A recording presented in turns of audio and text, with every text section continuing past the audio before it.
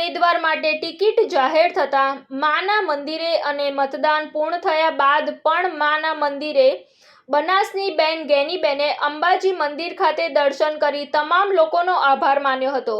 લોકસભા ચૂંટણીના ત્રીજા તબક્કાનું મતદાન સુખ સંપન્ન રીતે પૂર્ણ થયું છે, ત્યારે ભાજપ અને કોંગ્રેસના નેતાઓએ હાશકારો અનુભવ્યો છે।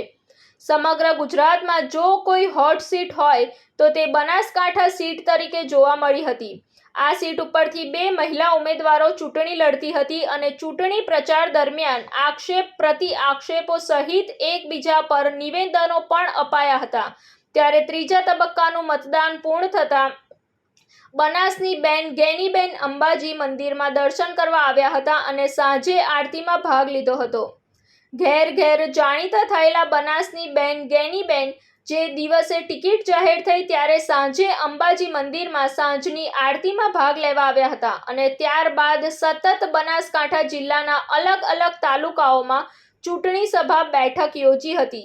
સમગ્ર ગુજરાતમાં કોઈ ધ્યાન ખેંચનારી સીટ હોય તો તે બનાસકાંઠા સીટ હતી અને બનાસકાંઠા સીટમાં ગેનીબેન અને રેખાબેન પ્રચાર કરતા જોવા મળ્યા હતા। છેલ્લા દિવસે ગેનીબેન ઠાકોરે ધરેડા ખાતે આવીને નકલી નંબર પ્લેટ લગાવી ભાજપ તરફી વોટ કરાવતા વ્યક્તિને પકડ્યા બાદ આક્ષેપ અને પ્રતિ આક્ષેપો શરૂ થયા હતા અને ત્યારબાદ મતદાન પૂર્ણ થતાં ગેનીબેન ઠાકોર અંબાજી મંદિરમાં દર્શન કરવા આવ્યા હતા। અંબાજી મંદિરમાં તેમને સિદ્ધિ વિનાયક મંદિર, ભૈરવજી મંદિર, અંબિકેશ્વર મહાદેવના દર્શન કર્યા હતા। અંબાજી મંદિરમાં ભટ્ટજી મહારાજ દ્વારા તેમને ચૂંદડી આપીને આશીર્વાદ આપવામાં આવ્યા હતા। સમગ્ર બનાસકાંઠા જિલ્લાના તમામ મતદારોનો હૃદયપૂર્વક આભાર માનું। કોંગ્રેસ પાર્ટીના સૌ કાર્યકરોનો અને તમામ કે જેણે સર્વપક્ષીય કહી શકું તો પણ કહી શકાય એવા તમામ બનાસકાંઠાના વિચારધારા ભલે અલગ અલગ હોઈ શકે, પણ જ્યારે એક અસત્ય સામે સત્યની લડાઈ લડવા માટે સમગ્ર જિલ્લાએ જે સમર્થન આપ્યું, અદ્ભુત પ્રેમ સ્નેહને લાગણી આપી, એ બદલ બનાસકાંઠાની જનતાનો હૃદયપૂર્વક આભાર માનું છું।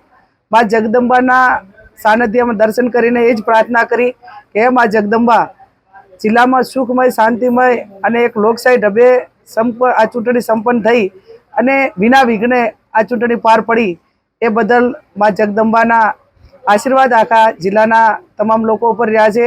અને આ બનાસકાંઠાના જિલ્લાના મતદારોએ કરી બતાવ્યું કે લોકશાહી આજે પણ જીવિત છે।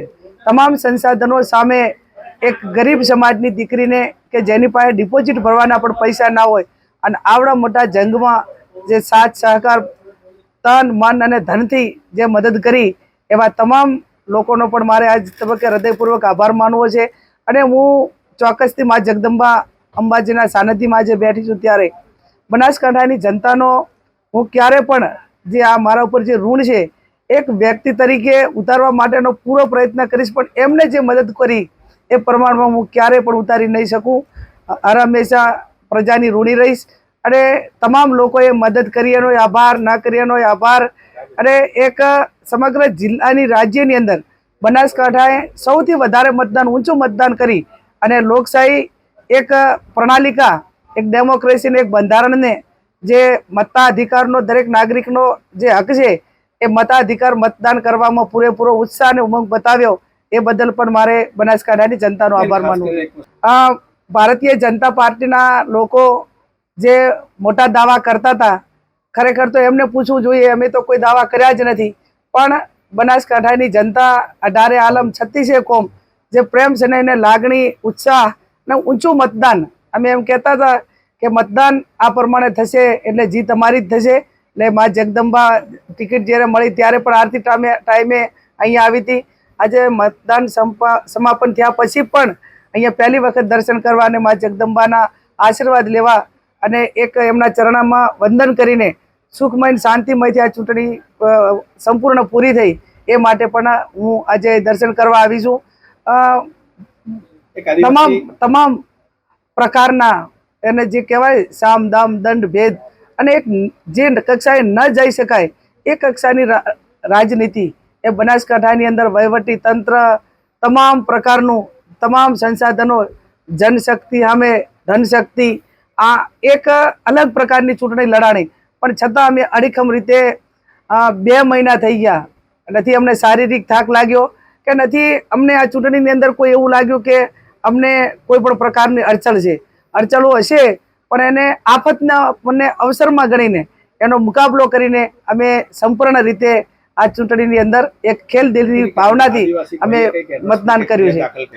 એ અમને જે કરવું હોય કરે. હું હર હંમેશા સત્યની સાથે રહેવાવાળી વ્યક્તિ છું. અસત્ય સામે સત્યની લડાઈ જ મારી છે. એની અંદર તપાસ કરે. તમામ જે પોલીસ અધિકારીઓની પ્લેટો લગાવીને મતદાન મથકો ઉપર એક જ સમાજના લોકો મતદારોને બાનમાં લઈને એમને દબાવ લાવીને મતદાન કરાવતા હોય ત્યારે ચૂંટણી પંચના અને નિયમો પ્રમાણે કોઈ પણ ક્ષેત્રની અંદર મતદાર એ વિસ્તારનો ન હોય એના 24 કલાક પહેલાં એ વિસ્તારમાં રહેવાનું હોતું નથી. છતાં સંપૂર્ણ લોકો અહીંયા રહી અને એક લોકશાહીને ગળું દબાવવા માટેના એમના પ્રયત્નો કર્યા. એમને હું તો એમ કહું છું કે આવું ના કરે એવી હું એમને મા જગદંબાને એમના વતી પ્રાર્થના કરું. એમને જે કરવું હોય કરે અને હું હર હંમેશા ગાંધીજીની વિચારધારા સાથે સંકળાયેલી છું અને એ પ્રમાણે રહીશ. રિપોર્ટ નરેશ ઠાકોર સાથે સંજીવ રાજપૂત, TV9 ગુજરાત, દાંતા, બનાસકાંઠા. જોતા રહો TV9 ગુજરાત, નિર્ભય, નિષ્પક્ષ, નિરંતર.